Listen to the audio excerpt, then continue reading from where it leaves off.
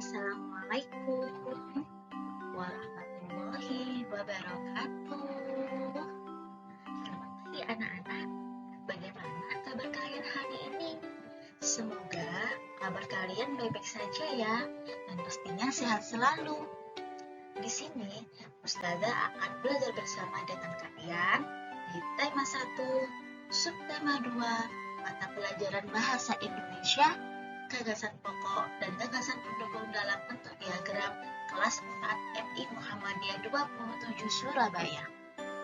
Yuk, sebelum kita memulai pembelajaran, jangan lupa dipersiapkan alat tulis dan LKS-nya.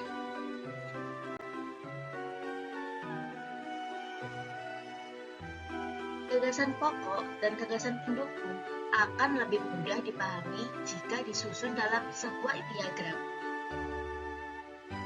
Berikut cara menentukan gagasan pokok dan gagasan pendukung dalam bentuk diagram. Yang pertama, bacalah paragraf dengan seksama. Yang kedua, cermatilah kalimat pertama hingga kalimat terakhir. Yang ketiga, tentukan gagasan pokok dan gagasan pendukung paragraf.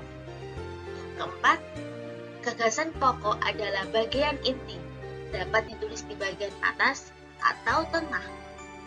Yang kelima, gagasan pendukung adalah cabang-cabang dari gagasan pokok, dapat ditulis di bagian samping atau di bagian atas. Atau di bagian gagasan pokok. Nah, coba sekarang kalian buka buku paket halaman 29. Ya, coba dibuka buku paket halaman 29. Di sana terdapat sebuah teks, ya, teks. Saya baca dulu ya teksnya. Bacalah teks berikut ini. Siap menghadapi musim hujan. Musim hujan hampir tiba. Warga desa Kampung Babakan berdiskusi untuk melakukan kerja bakti. Mereka berencana membersihkan selokan. Mereka sepakat ketika selokan bersih, warga tidak akan kebanjiran. Pagi itu, semua warga terlihat sangat bersemangat membersihkan selokan. Pak Seni dan Pak Udin sibuk mengambil sampah yang ada di dalam selokan. Pak Made dan Pak Udin memastikan saluran selokan lancar. Pak Nur mengambil sampah-sampah dan meletakkannya di gerobak sampah. Setelah acara kerja bakti selesai, warga berkumpul untuk menikmati teh hangat dan pisang goreng. Makanan tersebut dimasak oleh warga ibu-ibu. Mereka senang karena selokan desa sudah bersih. Kini mereka siap menghadapi musim hujan. Nah, itu merupakan teks, ya. Teks ini akan menjabarkan mengenai gagasan pokok dan gagasan pendukung. Nah, coba sekarang dibuka halaman 42 di buku paket kalian ya. Coba dibuka buku paket halaman 42. Di situ terdapat keterangan, ayo membaca.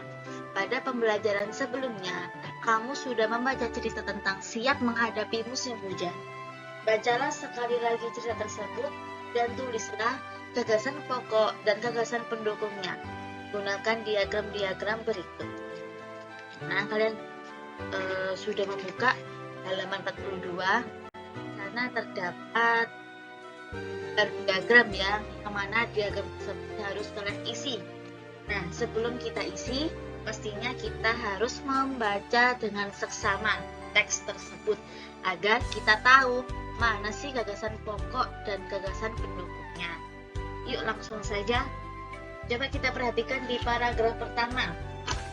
Di paragraf pertama itu kita siap menghadapi musim ya.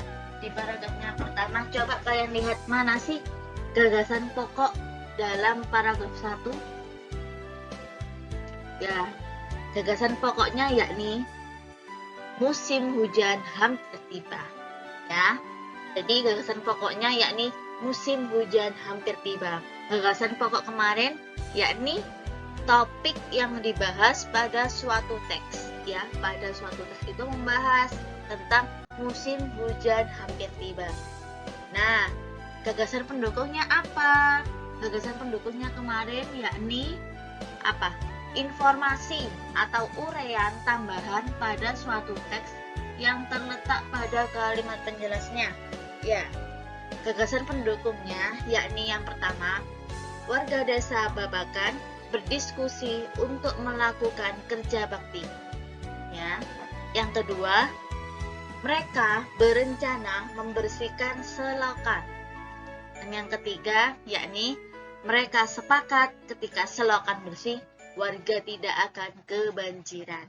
Nah, ini merupakan contoh dari gagasan pokok dan gagasan pendukung dalam paragraf 1. Next, di paragraf yang kedua. Paragraf yang kedua. Coba kalian lihat di situ, di mana sih letak gagasan pokoknya? Ya, gagasan pokok paragraf kedua yakni, pagi itu semua warga terlihat sangat bersemangat membersihkan selokan. Ya, jadi di paragraf 2 ini topiknya yakni semua warga itu senang, bersemangat untuk membersihkan selokan. Gagasan pendukung yang pertama apa? Ini Pak Semi dan Pak Udin sibuk mengambil sampah yang ada di dalam selokan. Ya, yang pertama. Yang kedua, Pak Made dan Pak Udin memastikan saluran selokan lancar. Oke. Yang ketiga, ini Pak Nur mengambil sampah-sampah dan meletakkannya di gerobak sampah. Nah, ini merupakan gagasan pokok dan gagasan pendukung yang ada di paragraf yang kedua. Selanjutnya, menuju paragraf yang ketiga. Nah, coba kalian lihat di situ, mana sih gagasan pokok dalam paragraf ketiga? Ya, gagasan pokok dalam paragraf ketiga yakni, setelah acara kerja bakti selesai, warga berkumpul untuk menikmati teh hangat dan pisang goreng. Nah, ini merupakan gagasan pokok di paragraf ketiga. Gagasan pendukungnya seperti apa?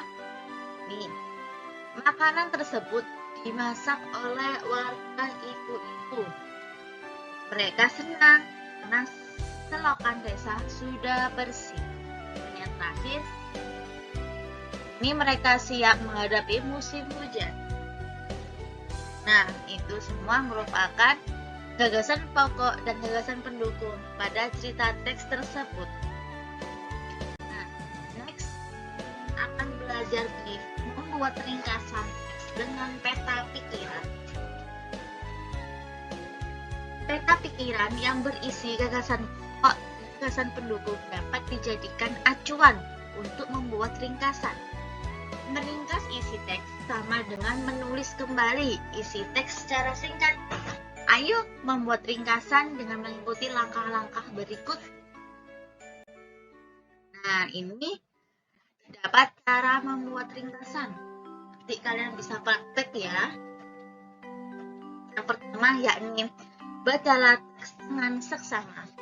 Yang kedua, gunakan kalimat tanya apa, siapa, mengapa, bagaimana, di mana, dan kapan untuk mengetahui kejadian yang diceritakan dalam teks. Yang ketiga, catatlah hal-hal penting yang kamu temukan saat membaca teks. Yang keempat, buatlah peta pikiran untuk mencatat gagasan pokok dan gagasan pendukung pada setiap paragraf. Yang kelima, yakni buatlah ringkasan berdasarkan peta pikiran menggunakan bahasamu sendiri. Yang keenam, urutkan peristiwa harus sesuai dengan isi teks sebenarnya. Yang terakhir yakni gunakan kalimat yang ringkas dan hindarilah pengurangan kalimat dan bahasa yang tidak efektif. Ini merupakan cara membuat ringkas. Oke, Sampai sini dulu pembelajaran bersama Ustazah. Semoga pembelajaran ini bermanfaat ya. Ustazah akhiri dulu. Wassalamualaikum warahmatullahi wabarakatuh.